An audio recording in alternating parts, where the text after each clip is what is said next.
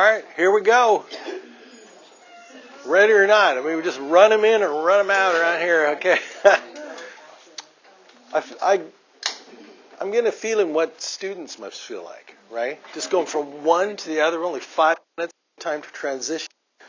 You know, I don't think we realize that enough. This is just boggling my mind. Special Nick, you know.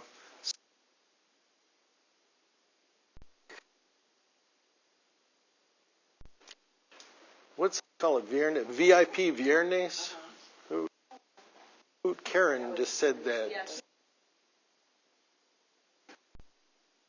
But yeah, this is students.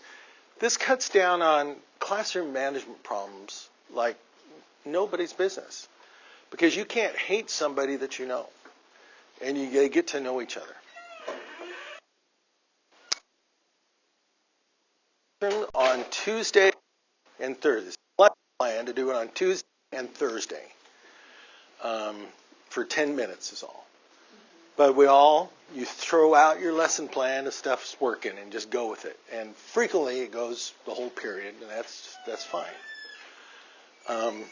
So what works with this is it's real students, it's real facts, and I just like that. It's like I can't pull off just the doing only crazy imaginary stuff all the time. And the kids like it better if it's a real person. And so they're real students, real facts, real language, real engagements, real personalization. It's all real stuff. And there's some targeted language going on here, but a lot of it is non-targeted, and the vocabulary just grows as you go. It's going to be unique vocabulary for every community. But this is the basic template of what it looks like. There's more languages now on my website. There's Persona Especial posters like this on my website in Spanish, French, German, Russian, Japanese, Latin, Dutch, Chinese, Hebrew, and 2 Native American languages now. Ho-Chunk, which is in Wisconsin, and another one in Canada.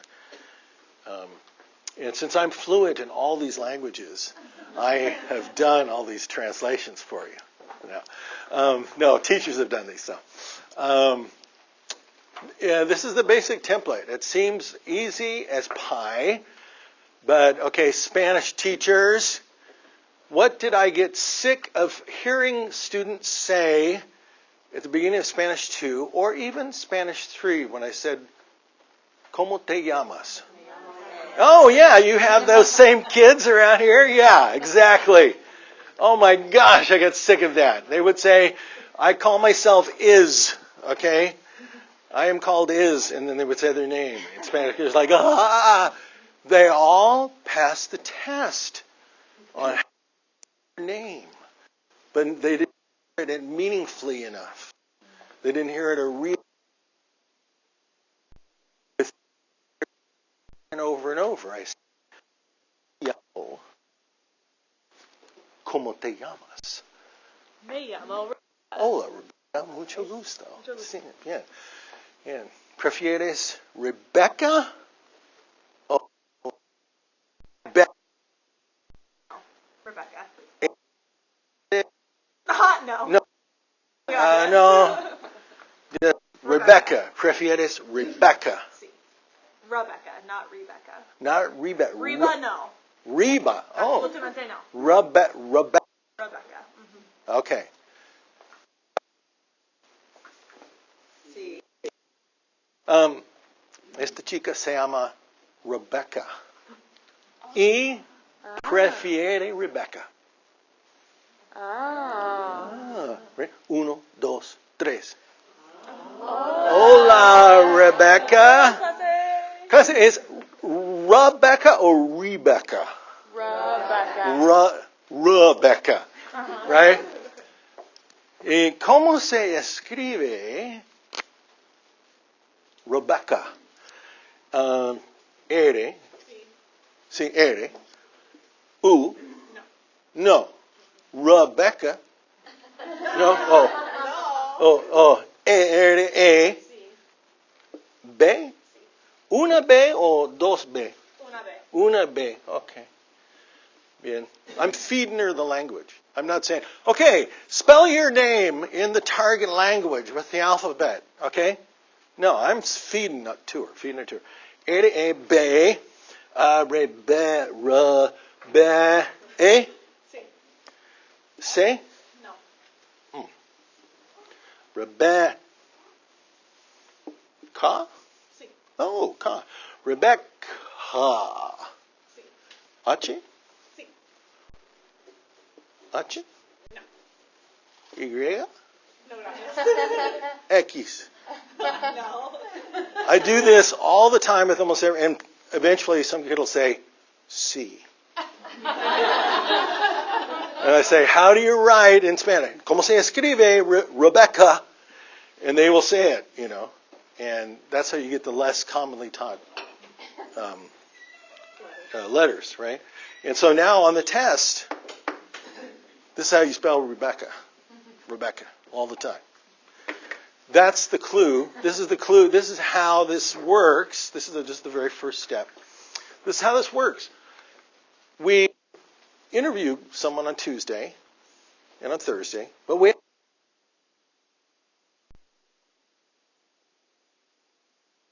about those people we interviewed. And the quiz is, how many sentences do we got, Rebecca? 10 sentences. What's fair? Que es justo? And somebody goes, ridículo, right?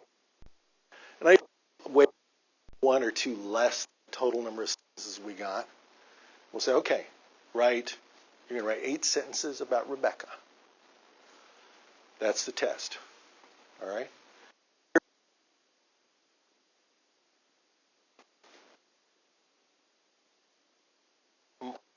This, the first one, which is a resume type stuff. And then this one, I used to have all kinds of other posters on my walls. In fact, on my website, on the Spanish ones, I still have about 300 questions you can ask them. You don't need that many questions. I even have those questions. This showed up on the Big Bang Theory. This is a real thing. There's like 50 questions you can ask someone. And if you ask them these questions, they'll fall in love with you. If you can hold them for that long, right? Okay. Yeah, that's serious. It's a real thing. Just Google 50 questions they have to fall in love. It's a psychology study. I used to ask my students those kinds of questions, but I found out over the years you only have to do this question. That's all you got to do. Or maybe this one. What would you like to do in the future? Between those two, you can get to know everything about somebody. Okay, what else do you like to do? And then what do you want to do in the future? And then your class, it starts to become almost like a life coaching class. What are you good at that? You want to do that? Are you good at that? Does anyone say you're good at that? Your mom doesn't count. Your grandma doesn't count, right? Who says you're good at that? And it's like ask them. Say, well, how are you going to solve problems? What kind of problems do you want to solve in your life? And it's just like, it really is good. I mean, I met people that are like in their 20s that don't know the answers to something what 14-year-olds know after taking them through this. What do you want to do? What are you good at? What do people say you're good at? What kind of problems you want to solve in your life? And you do all this in the target language, and it's just they fall in love with you. But this is the main thing right here. What's your name? What name do you prefer? Because they're figuring out who they are, and they all kids like nicknames, And so I always ask them this. I say, what grade are you in?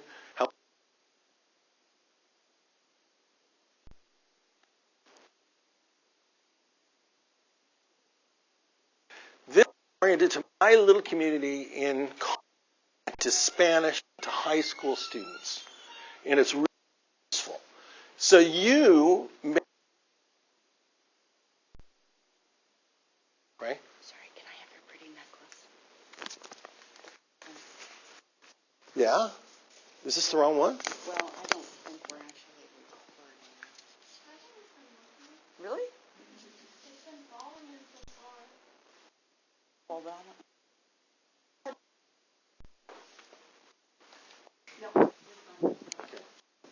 All right. Okay. So this is for my students. I teach high school. And so they could be 9th, 10th, 11th, or 12th grade in my class, right? And they could be any age, between 13 and 18 in my classes, right? I've had 13-year-olds in 9th grade. Somehow they pop up in there, right? So you get lots of numbers and stuff in there. This works for me. Where do you live? In our community, they could come from lots of different communities, different smaller towns around us. And then where you're from originally, this is more of a Spanish cultural thing. Spanish speakers, this happen to you? Like wherever you go, they always ask, where are you from originally? Like if I'm in Latin America, they always ask me that. Where were you born? I'm like, well, Topeka, Kansas. It's like I lived there for 5 years of, it's a tiny fraction of my life. And they're like, okay. They feel like they know something about you, if you were born there. So to me, it's a cultural thing that someone is always going to ask them in Spanish culture. So I asked them all these, but you want to get to this one eventually and pretty quickly. I'll do this. Whoop, duck got up. Boy, went the wrong way. Sorry. This is part of another big deal. Okay, you want to get to these questions eventually. These ones you can do in the first. I would do these with about 3 or 4 kids the first week of level 1, and then you do all these later. Later on, you could have students interview one another, or just have someone stand up and say that about themselves.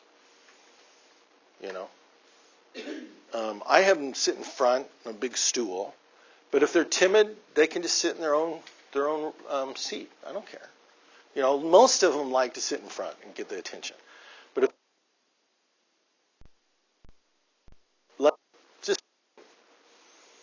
this big thing that I've noticed that some people say, this doesn't work.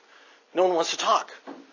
Well, it's like if I make every kid do it, and if I say, we're getting through these questions,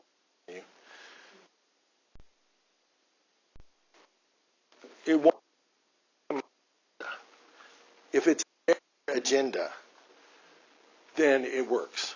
If you don't want to talk, you don't have to talk. We'll skip you. That's fine. Just tell us your name. Just give us your name. Just that alone, right? So you are. And then we'll beginning, and I always just kind of go around. Remember where you do about the same number of kids as you go around the room, and try to get all of them in by the end of the first quarter. And by the time you get around again, that kid that passed the first time, they always will. Every single time, they will ask to do it again. They will start giving more information every single time without fail. Maybe they don't trust their classmates. Maybe they don't trust adults. Maybe they have good reason not to. But when they see you're treating everyone with respect and you're listening to everyone and you're honoring everyone, not just the popular kids, and you're giving everyone equal time, not just the loud, kids, you're giving everyone equal time, they realize what's going on and they will start giving you information. This is the big question, and you ask, what do you like to do? And they'll say something. What will a typical kid say? What? Sleep. What? They want to sleep. Sleep? Yeah, constantly. If you say sleep, then I say, okay, gracias. And then it's over, because that's a purposely boring response, right? They're trolling me. I'll say, she likes to sleep. That's it. And I'm just like, I won't show I hate her by my body language, but that ain't what we're doing here. Like, I'm not trying to make you talk. Say, okay, thank you, gracias. You know? And we would go, wait a minute, I even do a quiz on her. You know?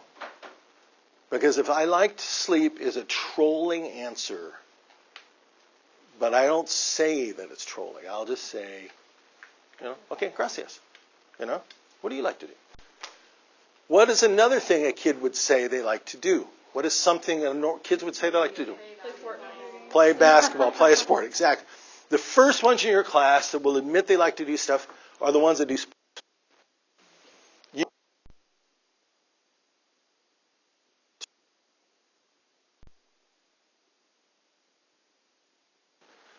Football, volleyball, and cheerleading.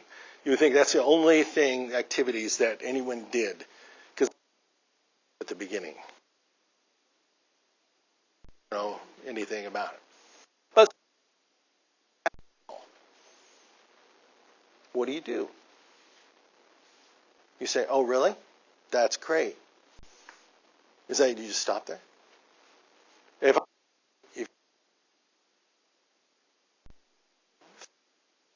that's great. What if I didn't? What if I say, "Oh, I'm going to get some reps with the word basketball"? Do you like to play basketball? Do you like to play basketball? Do you like to play basketball? Do you like to play basketball? Do you like to play basketball? I think I'm kind of trying to pay attention to her and honor her and try to, you know, give reps on that word, but it's not. It's like diminishing her into nothing.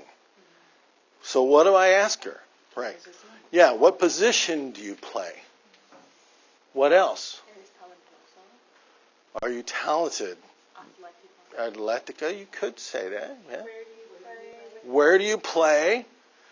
Do you play in the school team? Which team? Varsity, JV, C team, D team, freshman team? What team do you play on? What else? With friends, with family. Your friends, family. Do you play club? Do you play, what else? When do you play? Right? You play all year long, you know. How long have you played? Right? You think you'll play all through high school? Are you going to play? You can say that with simple language. Spanish, you can say goes and plays, right? Are you going to play? And they can start getting that really, really early. Are you going to play all through high school? You think you might play in college? You're that good? What's the number of your jersey? 45. Say, okay, class. You know, Courtney. El número de Courtney is 45.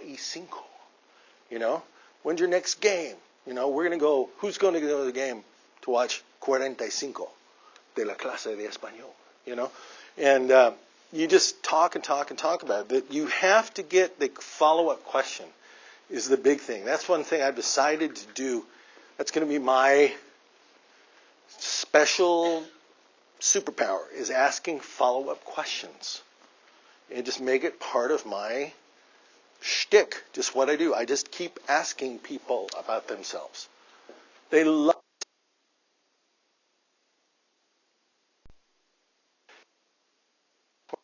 Oh, I knows about this. All the kids like themselves. You know, here they probably want to talk about world peace, you know, or saving the environment or something. But in college,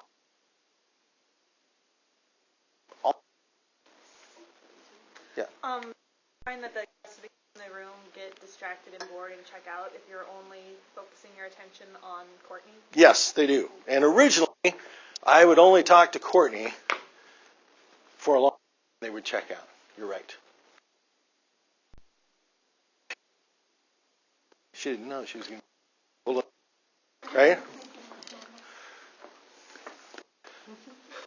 If I was talking to Courtney like this, I should have something thrown at the back of my head. Okay, Ben? I deserve to have something thrown at my head. So I talk to her like this, and I stand at a 45-degree angle, which is my body language that I'm her friend. I'm showing everyone else that I'm her friend. Right? Courtney is my friend now, you guys. You know, like I'm just saying, I mean, I show it with my body language. Like, you mess with Courtney, you mess with me. You know, that's what my body language is saying here. Okay, I don't have to say it out loud. But I talk to her. But look at this. This is friend body language, right? 45 degrees off from somebody. But my hips are facing the rest of you knuckleheads, right? So I know what you're up to. And so every once in a while, every question or two, I will stop my discussion with her and newsflash, and I actually take a step forward so they realize with my body language what's going on. And I'll say, clase. I'll say, a Courtney le gusta jugar basketball. Muy bien, sí. Courtney juega, ¿cuál posición juegas? Todos. ¿Todas? Whoa. Courtney juega todas las posiciones. Wow. This, I think, for me, this is the way this works, the best, is talk to the kid, first person, second person, and I report in third person, but I switch the position of my hips, right, when I'm reporting. So by my body language, they can see that I'm reporting. So we're doing conjugation, but it's horizontal conjugation in a meaningful way. See. So if she would have answered like she plays darts, Yes. I don't know how to say that.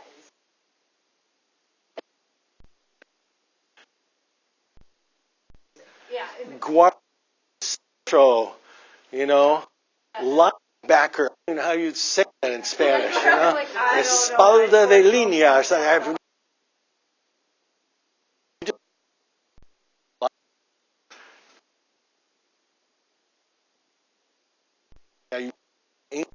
For it. Because the other part is the structures you're wanting. Right, because we want these structures right here. We want line.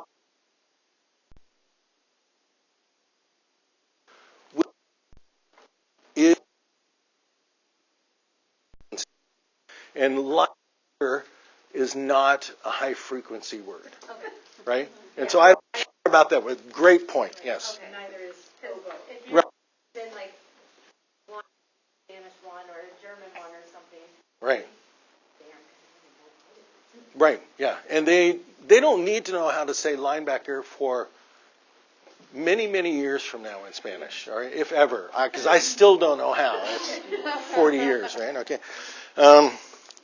So also in Spanish, I think we're close to being done with you. Gracias. Okay. Sí. Un aplauso a Courtney. Gracias. Okay. So, quick sidetrack in Spanish, because most people are going to be speaking Spanish. You do make this for your own language, but in Spanish, I've really thought about this. There's 3 ways to say to be in here, right? We use a star, we use tener, and we use ser. If you say this, if you do this interview with kids around class, and just let them read it, let Courtney read it off the board at first. They will never say, yo soy 15 años viejo, all right? They will never say it wrong like that, okay? They will say, well, how else would you say I'm 15 years old? It's like it sounds right to them to say, tengo 15 años. It's like, there is no other way to say that, you know? It's like, because everybody else in class has said it. They don't. The trouble is we're not getting enough meaningful repetitions to them. Because like Courtney actually is 15 years old. She's going to be 16 soon. She's going to get her driver's license, right? She already has an eye on a car that she wants to get. She's been working babysitting for 3 years, saving up her money. You know, it's like, I mean, we're finding all this stuff, real stuff about her. So it's really meaningful that she's 15. You see what I'm saying? It's like we're not just making this stuff up. This is real stuff about her. And so they won't ever get these different forms. It just, there is no other way to say it. You know, it just sounds right to her that I am in 9th grade. You know,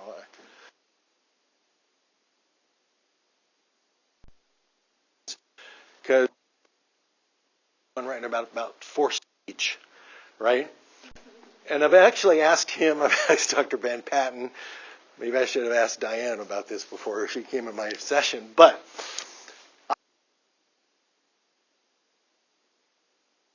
forced speech about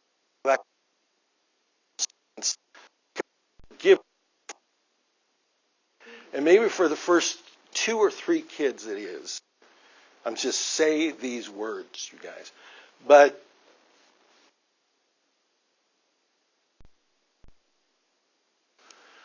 the whole year long. And that's going to seem weird. You're like, wait, isn't that the answers that we want them to know? This is not the answer we want them to know. These are sentence starters.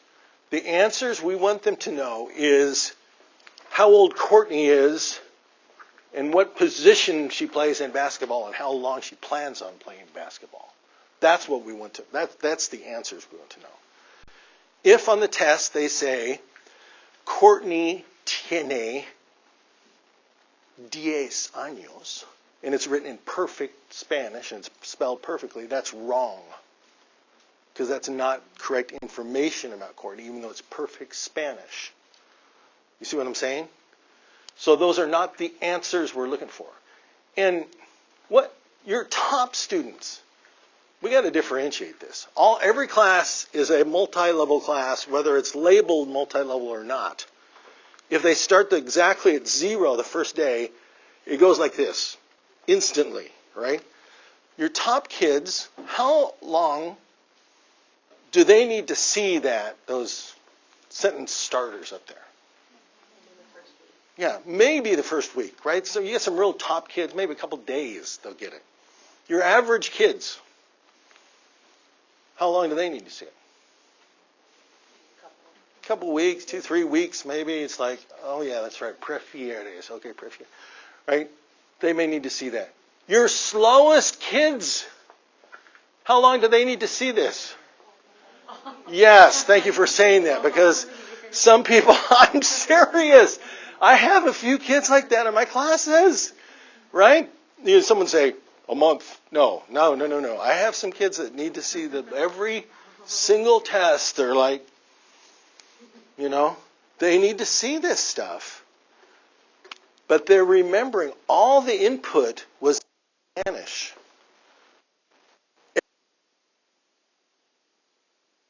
A lot about all these people need to see this. I can't abandon these kids on this end of the bell curve. Is that? No, I guess that's.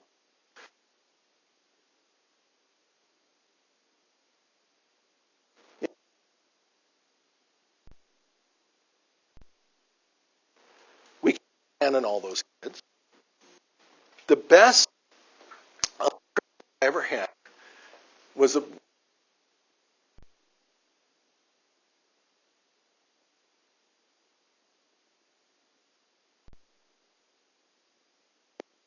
affect your evaluation. He goes, we're challenging to do this. He said in every class you got kids with IEPs, and you have kids on the other side that are labeled as gifted and talented. And then you have your kids that are in the middle, right? In every lesson, when I come in, every time I observe you, and I'm going to come in several times this year, not just the once or twice I'm required to, because I'm going to come in your class, I'm going to ask you, who are the kids with the IEP? You need to tell me which ones they are instantly. And you need to tell me which ones are the kids that are gifted and talented right now. Right. We need to know, they don't just send you these piles of papers for nothing, right? We need to know who they are. And then he said, I want you to tell me what you're doing to help each one of those big groups right now. What are you doing to help the kids with IEPs right now? What are you doing to help the kids with gifted and talented right now? And what are you doing with the ones in the middle right now? We can't leave them belong. We can't act like they're all right here in the middle, right? They're all different. I mean, they're all in the middle. It's like we're giving them the finger to them, right? We can't do that. They're all different. And so this is one way to help the slowest kids. Your top kids won't even look at this ever again after the first week. Yeah. So what would a quiz on this look like? I'm good. I would say get out a piece of paper. Yesterday we came up with 10 sentences about Courtney. Write 8 sentences about Courtney. Can we use notes? No. So have you written 10 sentences at the end of all this? Or you just They will have written them. Yeah, they will have written them. They've written. Yeah. Or I will have gone over them with them. I'll show you. Let me show you this. I have a chart that you can't see. This is on my website, actually. But I can't even read this. Oh, my gosh. Okay. This does us no good. But the steps are interview the students. And then report back to the students. Take a step. Newsflash, her name's Courtney. She goes by Court.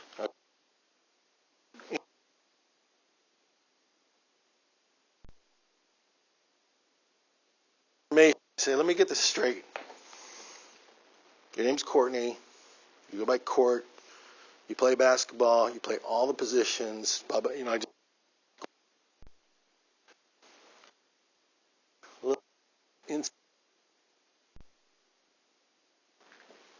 like the Columbo tactic. Anybody know what this Columbo tactic is? Columbo. You only know this if you're.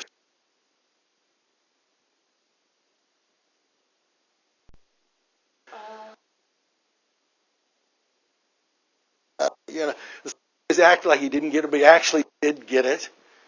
Okay, or think if you want to be a little more classy, think of Socrates. He did the exact same thing. He's like act like he didn't get it, and act.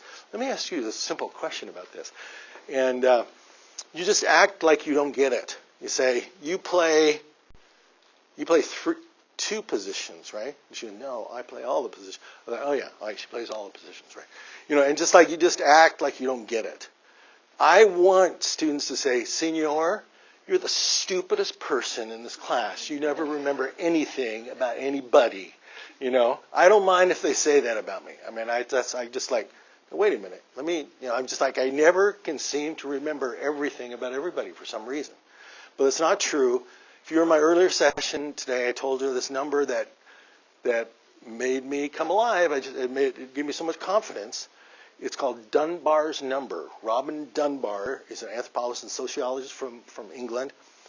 Your brain, the average human brain, is wired to remember everything about 150 people.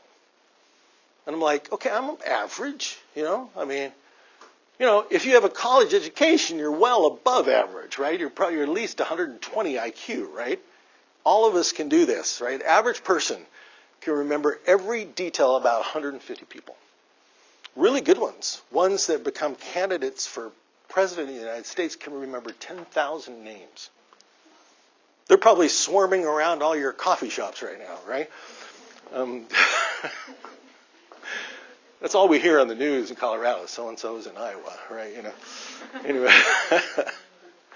But so you interview them. I talk to Courtney. I report back to the class. I verify it. I act like I don't get it. And then I check for understanding. I say, okay, let's hear some sentences about Courtney. I've already asked her in front. I reported to you. I've checked on it and verified it. I've said it wrong to her a couple times. I report right. Each right. I say, let's.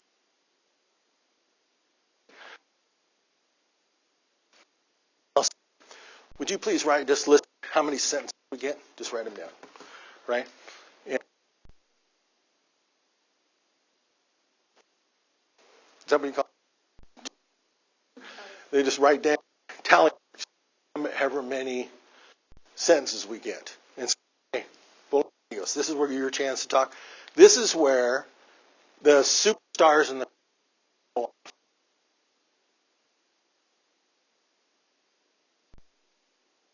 right? Just it's 20 sentences about Courtney. That's right. Okay, that's good.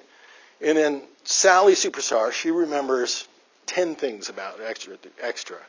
That's, I'll be danged, we did say that, everyone else forgot, but she remembered, and you have to wait till the very end to say all yours, okay?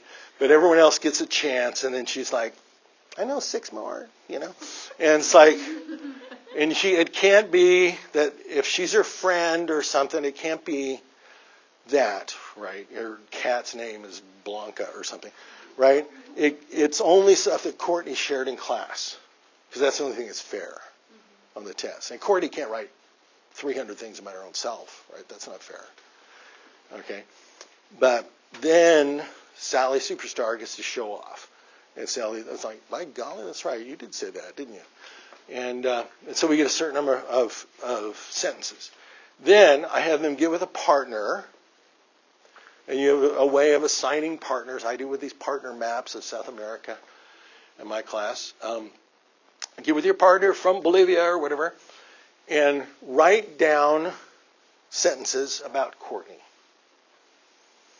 I have them do this in their. Can I say this real quick? I actually have them get a composition book like this with 100. Oh, this is 80 or 100. I get. I say start at the back because in the front we're going to use it for something else, and do one sheet of paper for everyone that we interview in class, because you may have 50 or 100 things about her by the end of the first semester or the end of the year. And so I want you to keep track of them. With a partner, start writing them down. Write those 8 things we know about Courtney right now. And everybody gets them. Okay, what do we got? And we maybe review this a little bit. But then, thank you. And then we'll assess it. That'll be the quiz the next. How many sentences were we going to write about Courtney? All that. Right. Okay, 8 sentences. And then they just write the sentences about Courtney. This is on the board.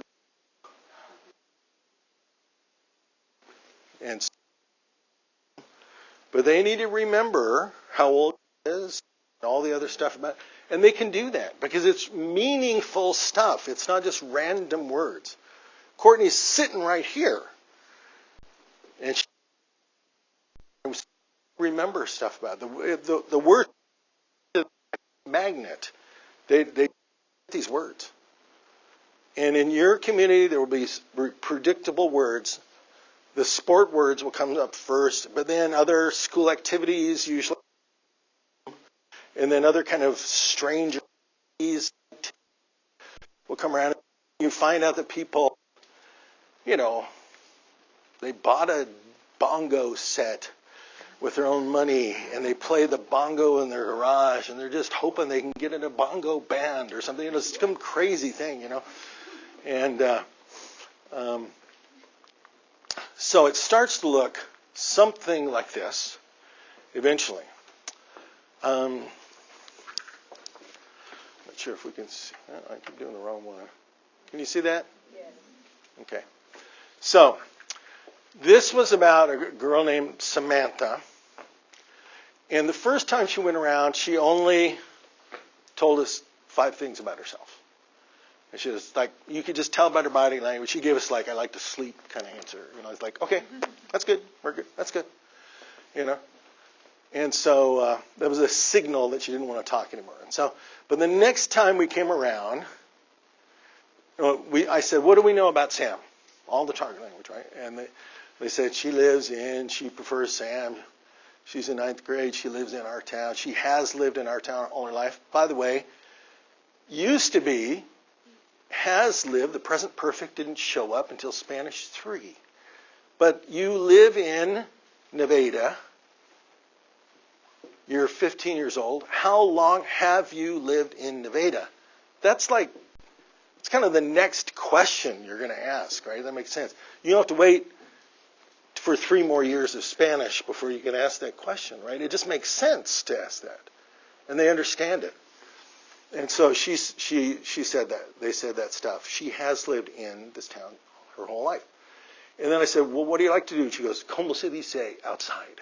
I'm like, oh, afuera. And so I wrote it down. I say, a ella le gusta estar afuera. She likes to be outside. And then her friend goes, pregunta cuándo es su cumpleaños. Ask her when her birthday is, And I'm like, okay, ¿cuándo es tu cumpleaños, Sam? And she goes,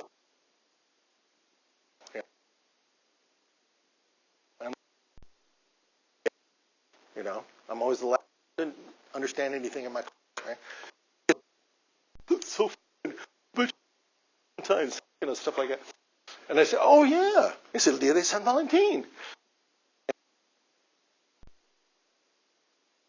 She likes to play the guitar. And I like to play the guitar. You just say, oh, that's cool. Right. What question?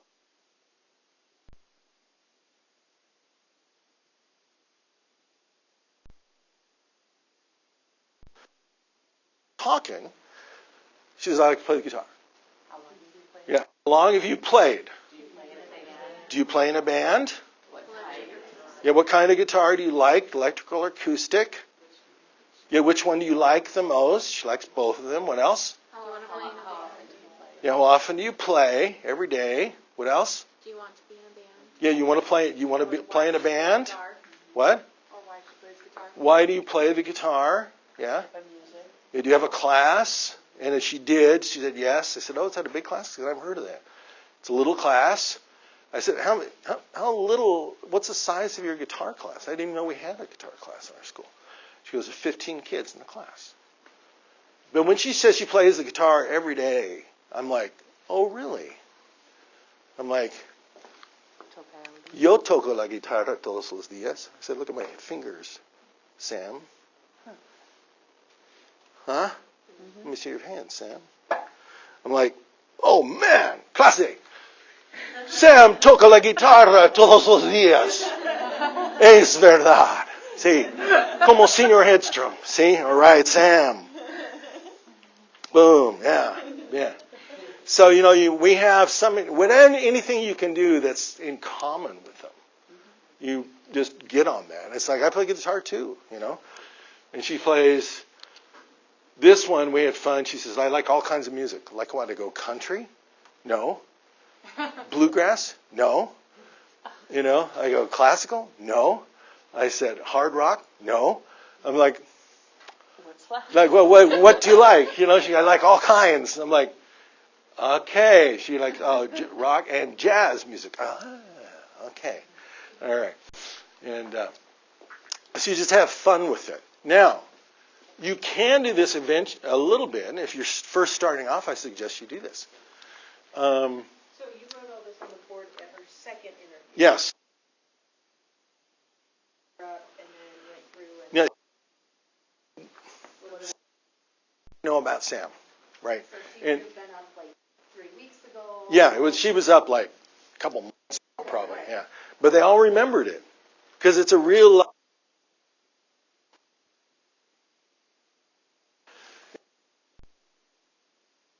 1, 2, 3, 4. As you were interviewing? Yes. As I was interviewing her, I wrote them up. Or no, excuse me, on this one, it's on that review part. It's like the check. What do we know about her? And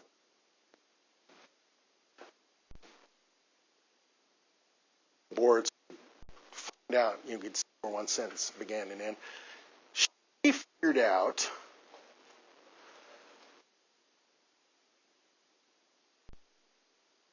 She knew how to say, yo he vivido, I have lived. And she'd heard other people say something like this, and she said, yo he tocado? Yo he tocado? And I'm like, ah!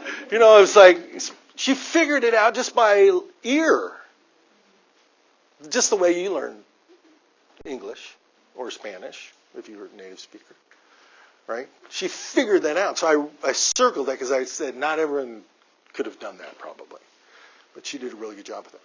So then I said, okay, what is Sam going to write on her test? Because if Sam writes on her test, se llama Samantha, ¿es correcto o no es correcto, clase? No es correcto, right? ¿Qué necesita escribir Sam? Right? And so I changed, these are orange, didn't show up real well in here. I erased the letter or two I needed to in these as the class said them out loud. The whole class said them out loud. I said, how sad, qué triste. Si Sam no tiene una A. If she doesn't have an A on the quiz about her own self, And she wouldn't have, but I was just doing it as a slight review, and you can easily do this with them. So we just changed the letters here a little bit for them to go down. Make sense? See? So they get those really, really, really well. Their writing is perfect. I mean, it's just absolutely right. They barely make the kinds of mistakes I used to see kids in level 3 make in level 1 because they're getting so many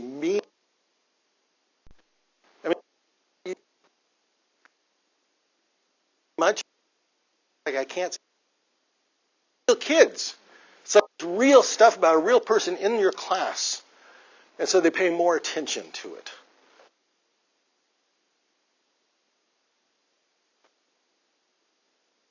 Them. And the bullying goes down. And the negative comments go down. It's like you start liking people once, and I'm crazy. I'm you. And I'm just questions. And I'm teaching them social skills. We have a chance to teach our kids social skills that they won't get in any other class. Because they're all at what do they do at lunch, right?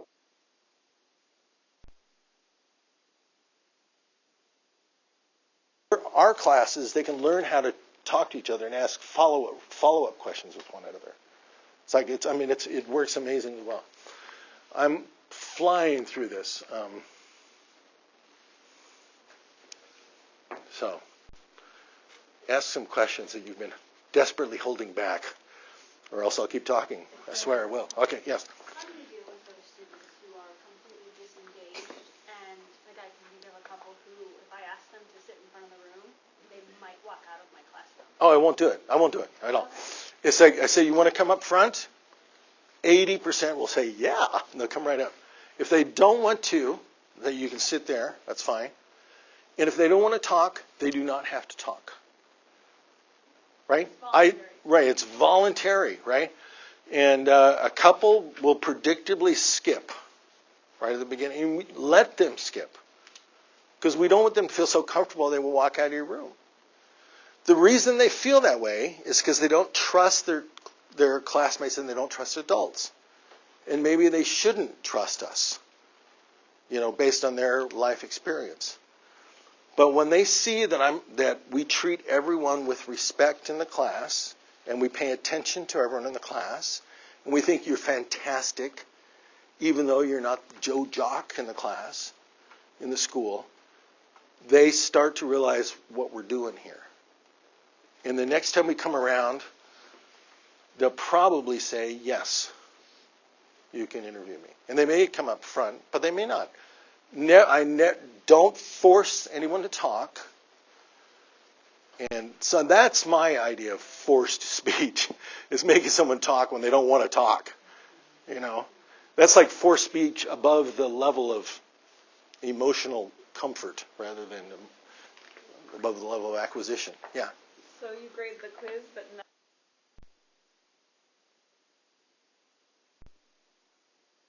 And I'm papers to grade the quiz.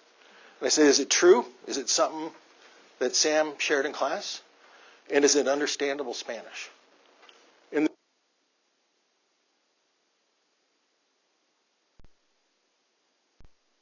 Or just give them a good grade. You know who those kids are. And you grade those. 95 kids will do fine, and they will get better input by reading each other's papers.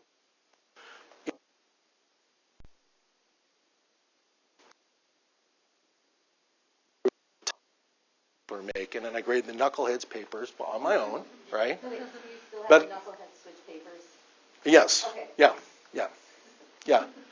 But I just know.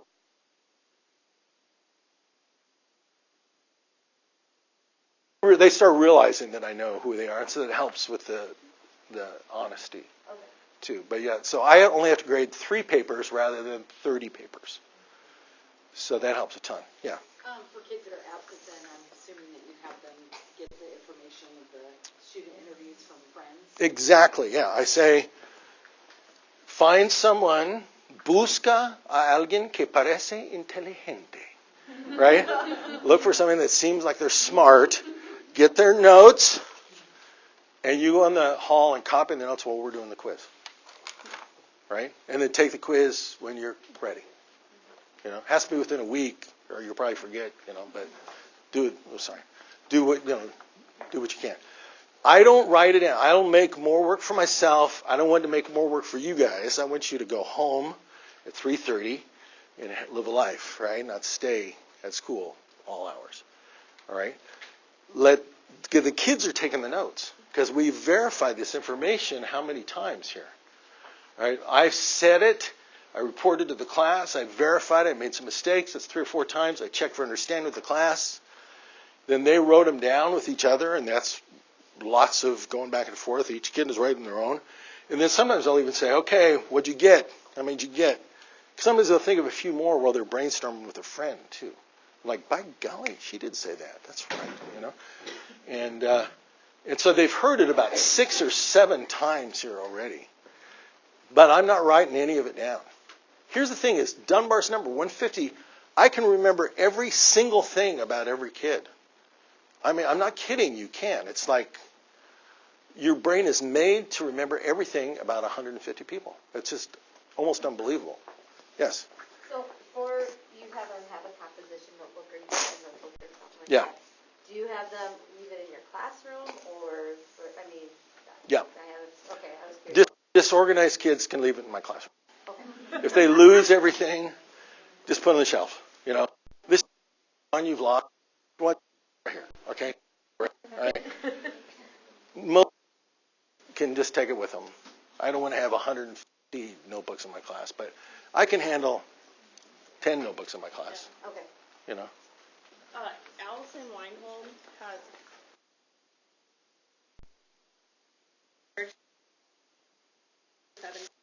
Spanish.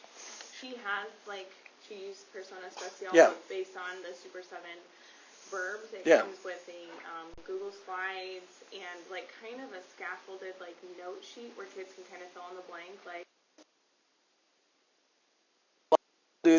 There's several teachers that are called Star of the Week that do it, and they have them write it out. I don't like doing that. Mm-hmm. They have them do it at the beginning, just kind of scaffold it beforehand. I think it works best just live language right in front of everybody, but with this to refer to, the scaffolding there. Because I want them, I'm not wanting them to take these notes about one another. I want them to get to know Courtney. That's the purpose of what we're doing. To know Courtney, to like Courtney, and to respect Courtney is the purpose of this activity. Language will tag along for the ride, but I don't like doing that pre-scaffolding things because it I don't teach the language as deeply or as effectively when that happens because I think they understand what it is because they've already written some things out. I'm not 100% against that, you know. I know several people that are doing something like that pre-scaffolding, and I like them and respect them. I'm not 100. I could be convinced of that, right? But I don't do that. I just do it out loud. And this is the result of this. And it's time to go. But I ask my Spanish 1 kids at the end of the year, I say, do you think you could sit by somebody in a bus in Argentina for an hour and talk to them in Spanish? Now, what would your kids say if they haven't done something like this? Like, are you kidding? I can't even order a cup of coffee in Mexico City. Are you kidding me? My kids will say, yes. You think we're stupid, senor? They think it's like the easiest thing in the world to sit and talk to someone and ask them follow-up questions. And they will do it. Eventually, you have them do it to one another. Have a sub say, okay, we're going to interview Sharon. You want to be okay with being interviewed, Sharon? Okay, you're interviewing Sharon tomorrow. I won't be here. The class A, interview Sharon and write it down. We're having a quiz on Sharon when I go back the next day. Just like that. Kids want to interview you. They do. Yes, I wait. They know I play the guitar. But they want to find out about you. But I never say, you guys want to interview me? Yeah. I never say that. I just wait and kind of reluctantly get interviewed eventually. Yeah. Yeah. So if you want to do this or you want to talk to me more about this, I'd be happy to. I have tons of stuff on my website about this.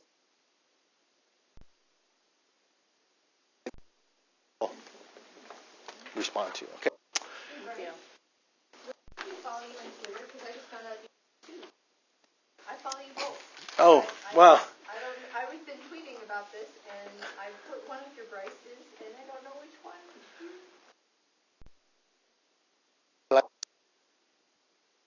I apply two things, I'll leave it at. Okay, yeah, I'm bad at that. Okay. All right. So, muchas gracias. Sí. Yeah.